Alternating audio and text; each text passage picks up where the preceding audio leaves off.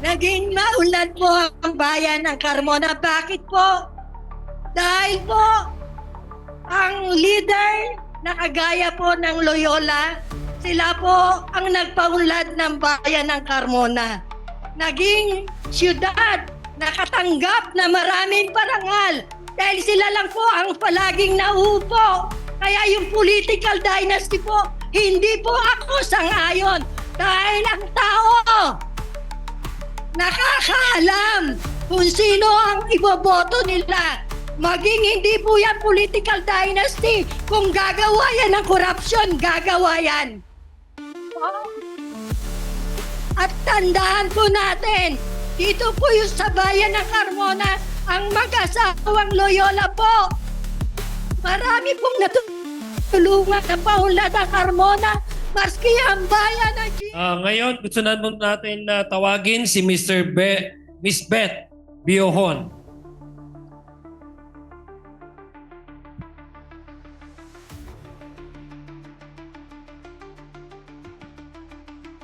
Isa pong magandang araw sa inyong lahat at ganoon po sa ating mga congressman na narito sa ating unahan. Isa pong kagalakan sa akin bilang mamamayan ng GMA na binigyan kami ng pagkakataon para maipaliwanag namin ang aming nasa loobin tungkol sa political dynasty. Ang political dynasty po ay hindi po problema ng bansang Pilipinas. Ang problema po ng bansa natin ay corruption. Dapat po ang mga magbabatas ang gawan niyo po ng solusyon kung paano po masusugpo ang korupsyon sa ating bansang Pilipinas. No po, at tandaan po natin, hindi po dahilan ang mga political dynasty na kung saan kaming mamamayan ang pumipili kung sino po ang karapat-dapat na iupo sa pudar ng kapangyarihan.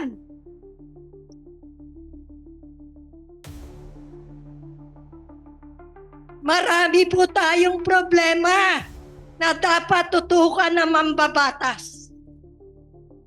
Nakikita po natin yung mga maliliit na mga nanunungkulan, mga kapitan, mga barangay kagawad, Bausi Desk Officer, BNS, BSW, lupong tagapamayapa, mga bantay, mga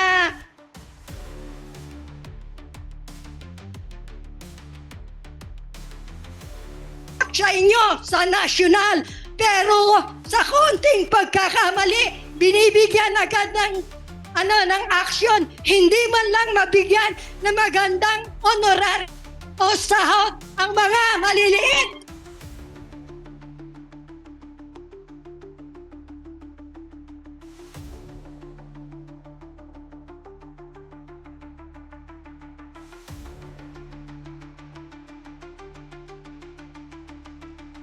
Nakakalungkot. Dapat po sa inyong mambabatas, manggagaling. Hindi po yung political dynasty ang tinututukan nyo. Marami pong nangangailangan at taong bayan na mga mamamayan sa bansang Pilipinas naghihirap dahil sa mga korupsyon na nagaganap na hindi nyo binibigyan ng aksyon.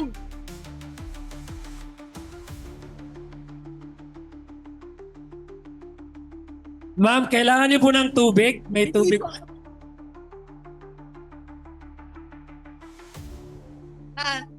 Ganito po.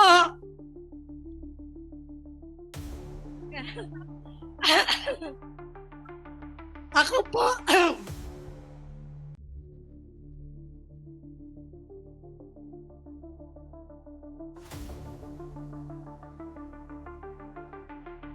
Ako po ay 1968 pa natira rito sa bayan ng GMA. Tinapon po kami ni dating President Marcos. Pero nagpapasalamat po kami dahil nakarating kami dito dahil malayo kami sa baha. O, ngayon po, isa po akong patotoo. Since 1968, dumating ako rito 12 years old.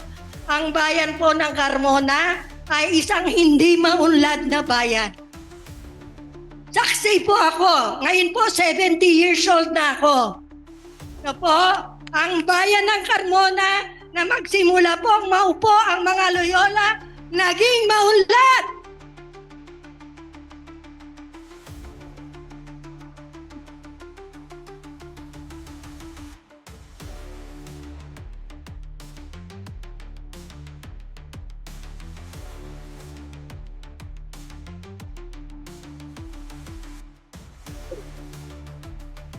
Naging maunlad po ang bayan ng Carmona. Bakit po?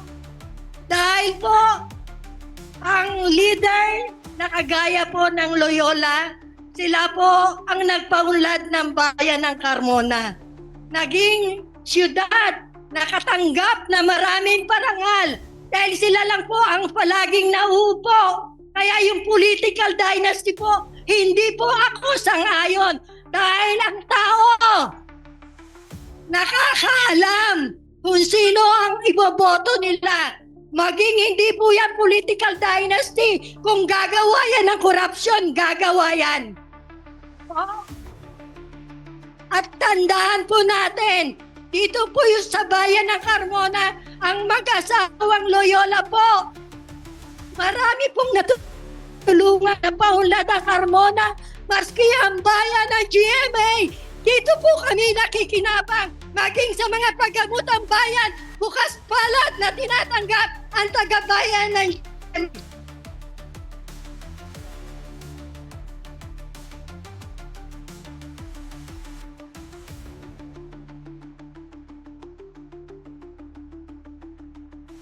Ma'am, okay na po kayo?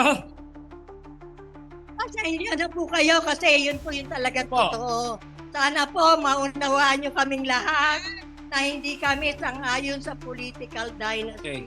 Kasi po ang mamamayan may sarili po kaming pag-iisip, may sarili kaming pananaw kung sino po ang leader na nagbibitbit ng interes ng mamamayan na kung saan dala niya ang edukasyon, pangkalusugan, pangkabuhayan at pangkapayapaan. At yan po